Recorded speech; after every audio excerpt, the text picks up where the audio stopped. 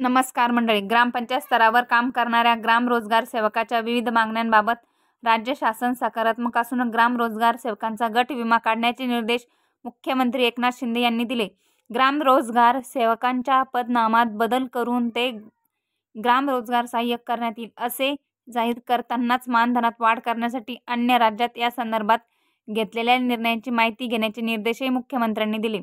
राज्यातील ग्राम रोजगार सेवकांच्या विविध मागण्यांबाबत चर्चा करण्यासाठी मुख्यमंत्री एकनाथ शिंदे यांच्या अध्यक्षतेखाली आज सह्याद्री अतिथीगृह येथे बैठक पार पडली.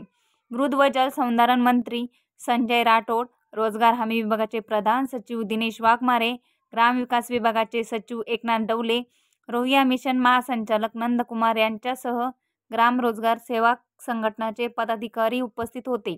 महाराष्ट्र ग्रामीण रोजगार हमी योजनेचे अभिलेख आणि नोंदवह्या आदी कामासाठी ग्रामसेवकांना मदतनीस म्हणून ग्राम रोजगार सेवकांच्या सेवा घेण्यात आल्या आहेत.